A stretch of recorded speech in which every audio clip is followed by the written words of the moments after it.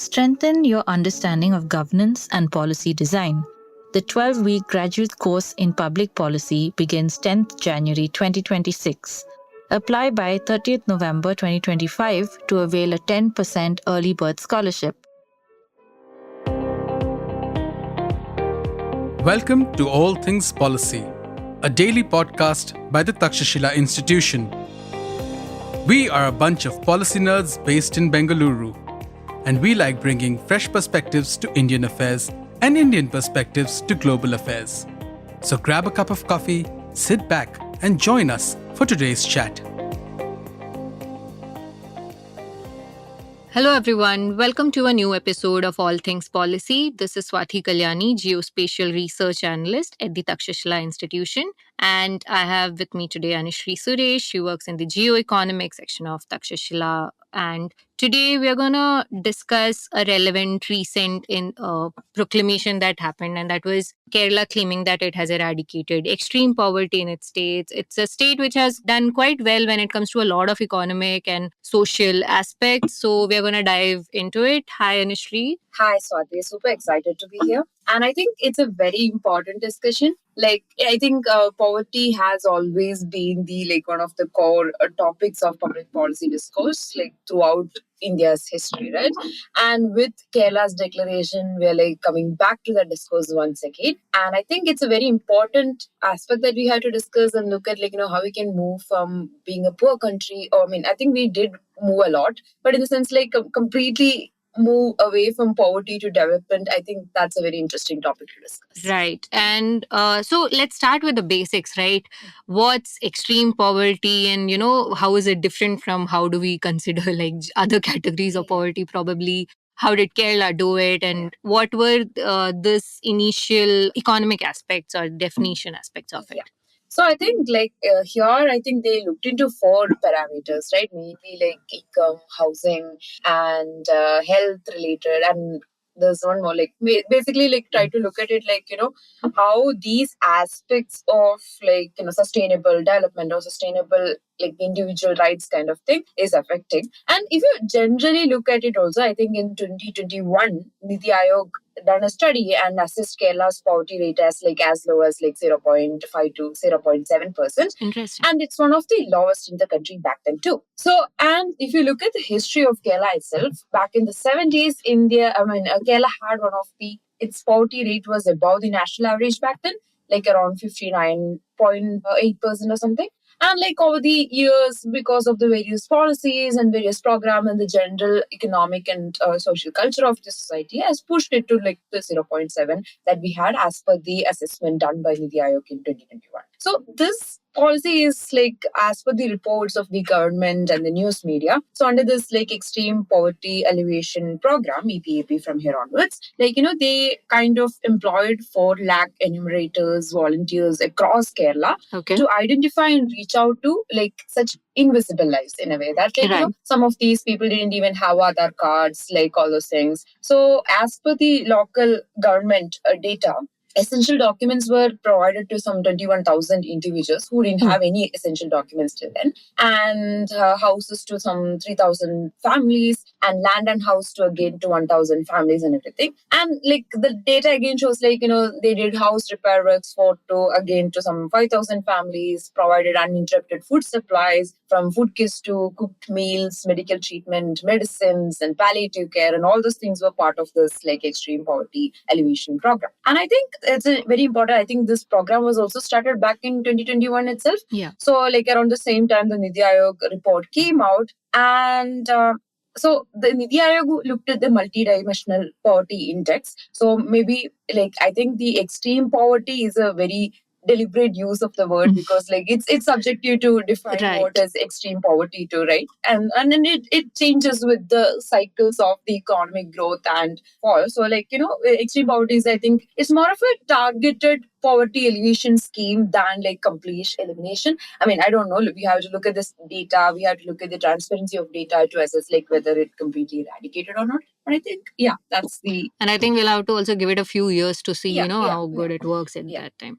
So anything about like these, I think, identification methodology also, right? Where they could come up with a certain lakh number. And I think Kerala also has a high population density, at least if not the significant. It's a small state, but still a significant population. Yeah. So who all were involved in this, methodology aspects? How much grassroots level was it? Because Kerala is something that it's known for when it comes to these social development aspects, is how it has everything at the panchayat level, primary healthcare and things like that. So how much of those people or those officials were involved in everything? Yeah, I think if I am really appreciating this policy, I think that's one part I would really commend them for that. Because so this 2021, this the goal was announced of this policy, and within 2 months they were able to kind of get that eradication drive started, in the sense that it started with the identification of poor households through some intensive participatory nomination process at the ward and division levels at the local self. Okay.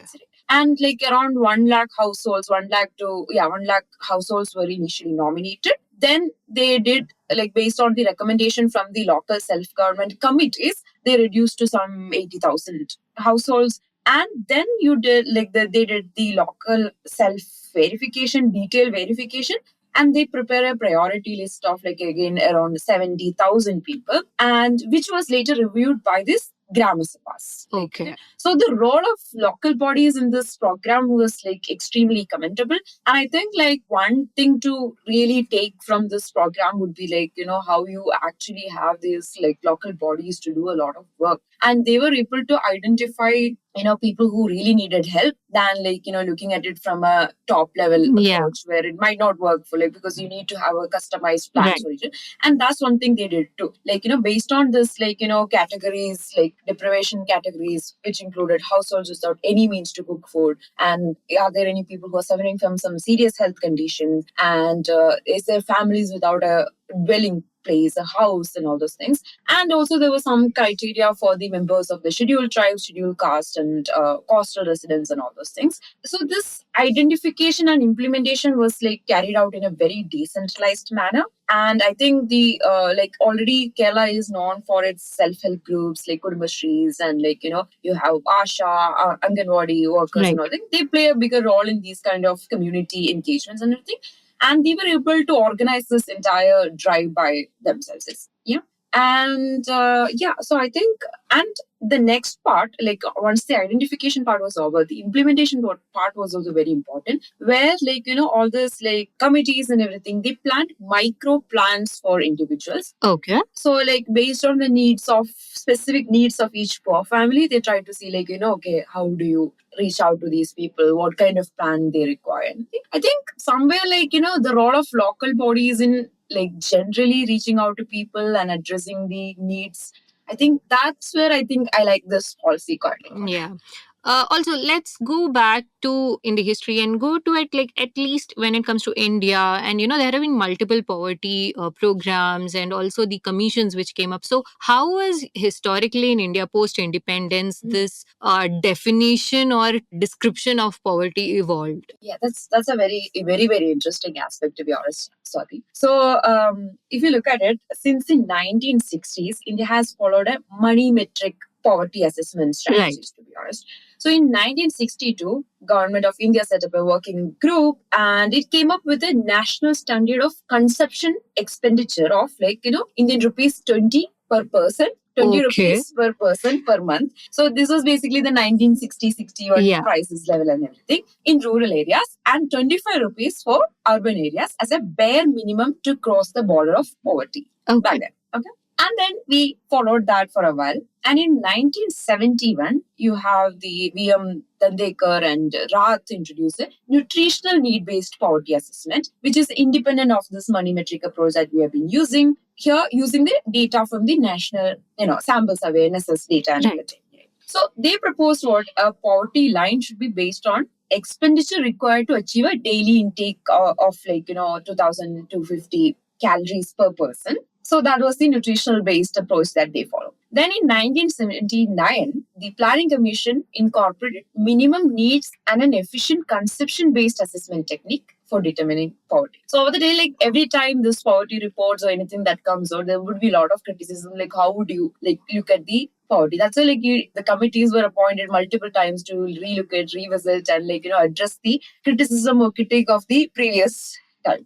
And in 1974 again, the committee recommended adjusting cost of goods based on the consumer price index of industrial workers in urban areas and consumer price index for agricultural labor in rural regions. And I think the most important one was the Tendulkar Commission. I think most of us know about it. So Tendulkar Commission again made 4 key recommendations. One was that shifting from calorie consumption based poverty estimation to introducing a uniform poverty line basket for both rural and urban India, uniform. So modifying the price adjustment procedure to address the spatial and temporal issues and including private expenditure on health and education in poverty estimation. So that was the main contribution of Tendulkar Commission. So the committee recommended using something called the mixed reference period for its estimation. So the report concluded that all India poverty line could be rupees 450, 445 around that per capita per month in rural areas and around 580 per capita per month in the urban areas in 2004-2005 base period. But I think the deeper point is, however, is that poverty or the absence of it is never a permanent condition. Yeah. Right? It's a very cyclical, recurrent, and it's very deeply tied to the economy that we live in. Right? For example, Kerala, if you're taking the example, go back to Kerala, then it's 2018 floods and the after effects of it, or COVID-19, or any policy shocks, probably demonetization, or anything could have a serious impact and that can upend lives overnight, right? And that means that push those who were once secure into poverty line and into destitution. All this. So to assume that households lifted out of poverty today will remain out of poverty we might not be able to guarantee that at this point. But sadly, if the economy doesn't improve, if there is no stability in the economy, there's no growth prospects in the economy, I think many households in India and probably in Kerala too remain just one illness away or one disaster away from falling back into poverty. Right. I think you've stepped into the criticism part, which is again the interesting part of this whole program and everything. Also, I would like to add to that there has been actually many economists who came out and asked some questions to the government. There have been open letters being sent.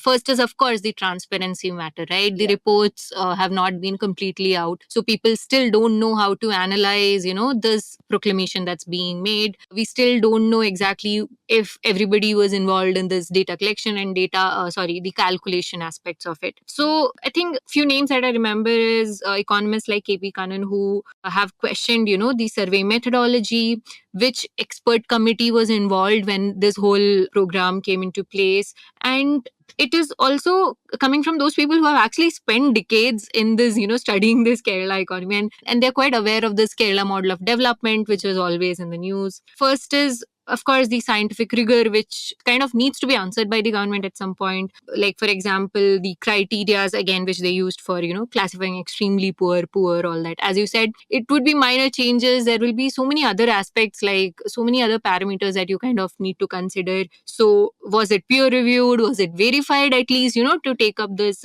thing itself? And then comes the timing, right? It report or the news that Kerala has eradicated comes 1 month or 2 months away from its local elections. So it is not to say that, of course, it started in 2021 and it took this many years. So it was a 5-year program. All that is understood. But of course, when the political timing looks so appropriate, again, the opposition has its claims that this is coming up at a crucial time when votes could be linked to these things. And next is the as we said, a lot of grassroots level employees were involved in this, but there were protests coming up from them itself, people, the ASHA workers had come out saying that they're already in some protests going on. Exactly. So they are their daily wages were not met. They're getting around 250 rupees, which is not good enough for the work. And they have been the major players across when it comes to COVID, flood, any of that. They've played a significant role. they have had their distance from these kind of initiatives from this thing. And yeah, so it is very difficult also to talk about how successful exactly this initiative has been unless we monitor it for a few years, right? So now we also don't know if this program is going to be monitored at least in the next year, or probably after a shock, as you said, if there is a flood. And do we again go back to checking if this extreme poverty is still there? It shouldn't be a one time thing happening and all that. So, and again, once probably 2026 census comes up, we don't know how again this data could be remodified or looked into. Also, now I would like to ask you about the economic aspects, right? How does Kerala's economy or Kerala's other economical factors like the employment or development, all that interlink with this particular aspect? How does it look? How does the condition look, at least in the present and probably in the forthcoming years? I think one thing that I want to just add to what you just said, like, I mean, while these policies are with of really good intentions, and I really appreciate the micro plans and the role of local bodies in like, coming out and doing these kind of programs, there's like some negative angle to it, right? But again, it's a tough choice that every state probably has to take, in the sense that when you see that Kerala's development model and you have this strong local self bodies, but again, like, do you need policies that reach to individual households, or do you need like targeted policies, or do you need much larger policies that like stabilizes the economy, ensure there is a lot of like employment generation, Yes. allow the business to come and do this, like, so that like there's a prospect. And again, you also have to look at the how the land laws work in the country too, right? Like, whether are you allowing migration to happen, not just into Kerala, which I think is happening quite a lot, but also like outside of Kerala, especially for like, scheduled castes, scheduled tribes and everything, whether they are able to sell their land and if they wish to do that. It's all about the choice. It's all about like, whether they can, do that. So all these things are very linked. Like, how much employment are you able to generate? So even I'm not sure of the statistic here, but exactly, but around like 70 to 80% or more than that of India's expenditure goes into these targeted subsidy programs to individual households. And then looking at the overall infrastructure, overall public good, or like, how we can enhance the growth of the economy, all those things, right? So I think that's something that you have to look. Okay, so now what's next for Kerala? That's a major thing I think we have to answer here. So already, like you asked, like, what are the economic conditions? Kerala's economic conditions has to improve a lot. Okay, compared to maybe a lot of other states, India, Kerala might be doing quite well. But in terms of whether Kerala is able to generate employment, not much. Migration is happening. That's one way we are surviving, which is good. Migration should happen. Economically, it's the best thing to happen for any economy. So migration remittance is the one way that we are going ahead. But again, do you have that kind of an economy where you're allowing businesses to flourish, businesses to come and easily start their accounts and everything? That's where I think Kerala is like lacking quite a lot. And like I said, you need migration to happen internally and externally, but ensuring that like it's easy to sell lands, there are no much issues with land records and all those things, which is very important when you want to look at the economy and like how you want to alleviate poverty. I think now the most important question is, okay, now Kerala has done this. At least they were able to provide some targeted program to some people, and let's believe and let's take it into this thing that like they were able to move some people out of poverty. Now how do you ensure that to sustain, right? How do you move from poverty to development? I think that's the most important part of our discussion. So here I want to largely focus on India itself, because like, okay, now like how do you look at the overall Indian economy and see like how we can move ahead? I think the main metrics that you have to look at is not just GDP, but like purchase power parity, like all those things. So if you look at it, US's PPP, purchasing power parity, is like 10 times more than India. Right. That means what you can buy with 1 rupee is like, is 10 times, like there's a gap of 10 times when you think of what you can buy with $1. So that's the huge gap that we have to say. It doesn't matter whether you are the fourth economy or anything. If you can't have that purchasing power parity or like purchasing power in general, like malnourishment, all this deprivation, and like, what you can do with your life, your money, that's the freedom, that's the ultimate like, index that you have to look at when you want to look at development. And I think if you can't buy that certain things which you need, if you don't have that power, again you're depending on the government or the subsidies again. So it's gonna be that it's a cycle. Like yeah. it's a very vicious cycle that you Yeah. keep following.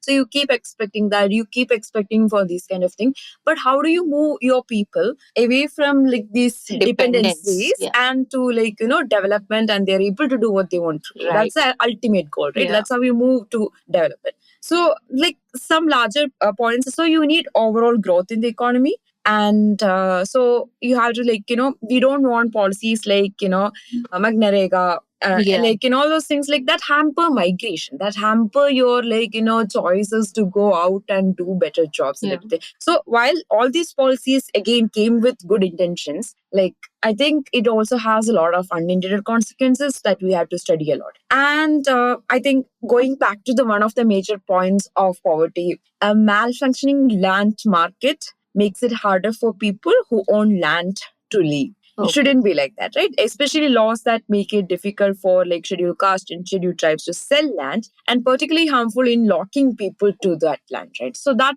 shouldn't be the way. It should be the choice of the people whether they want to migrate to a place where they have better opportunities for living. And I think another aspect is like we need cities. Cities is like where the growth should happen, and like all the improvements in the urban governance will help increase migration flows to the cities, and that's what we need to focus on. Yeah. And again, I think overall, if you want to improve the system for people and move people away from poverty to development, one major aspect is you need a better criminal justice system that will increase the safety of migrants and thus assist migration flows and everything. So you need all these systems so that like people are like more aspired to like work, generate, have that productivity, so move up in the cycle, move up in the ladder, than like stuck somewhere like where they don't want to be. Yeah, I think very interesting points you made. I would like to give a few examples that came to my mind. One is the cities and development angle, right? I think at least a few places and very economic articles I've read how there is this development disparity in a district called Coimbatore and a district called Palakkad. Very close proximity. They're almost like they have interconnected communities, but just because of the government's investments becoming so despair in like both these states, Coimbatore became like that merchandise export, all of that, and Palakkad almost had no macro level industries being there. Probably some micro handloom things which existed from the past, but not really. And now they have to kind of bring back programs, and Kerala is trying to have that. I mean, I'm all about handloom and everything, but if you want to go up in the productivity angle, like you need machinery, you need to like up like what is the productivity of the economy. That's a major factor that you. And they're realizing it now. I think in the 2020s, right? And now Kerala is trying to come up with city plans, but the thing is, another district just 40 kilometers away from you is way ahead of the game, and so now you have to kind of start from zero, which is quite difficult in that sense. And second is the criminal justice, which you said. I think a few months ago a police ranking report of India had come up. I have no idea about the accuracy of the methodology and things like that, but the worst ranked police states were actually the Kerala, West Bengal. I'm sure it has something to do with the political atmosphere of the states which were ranked accordingly. But I think, it is always said that there is a lot of potential for the police system in Kerala, but the growth of or the kind of initiatives taken by the police forces is actually much better in many other states. So I think what you said, probably there's a lot of criminal justice improvements required in the state. Yeah. I think overall in India itself, like we have to improve the criminal justice system quite a lot to ensure that, okay, like, you're safe. Like, once you have that, like, protection on you and your property, I think a lot of things change. I think, yeah. And I think you need to create that labor market for people to like, improve their productivity, improve their role in the economy. And we have to like start moving, like, we cannot keep giving subsidies or targeted programs for people. I mean, we might have to for some time, but then what I'm saying is like, it's very important to see like, what is the overall picture? Is this the end goal? It's not. End goal is like having development and giving the choices to people to move up the ladder. Yeah. I think that's the end goal, and that's where we should put a Yeah, lot I of think that focus on. least governance, think all that. I still take it as like, okay, this is the first step that you have taken, or like Kela has taken, maybe like, but like, beyond the election cycles, beyond these like targeted programs that are focusing on individuals, what can we do more to improve the economy, to improve the ecosystem in a way that everything works out well Yeah. for everyone? And I think if that's done, a lot of these criticisms involved would be the best way to, reduce all these criticisms. That was a very insightful discussion, Anisree. I hope other states and, of course, India itself, at some point, at least we're economically this powerful to have and also have much better discussions around these kind of parameters. So thank you so much. Thank you so much Thank for you, having Swathi. us. It was a very interesting discussion. Thank you. If you liked our show, dive into Takshashila's research on technology, strategy, and economic affairs. Check us out at our Twitter handle @Takshashila INST or our website takshashila.org.in.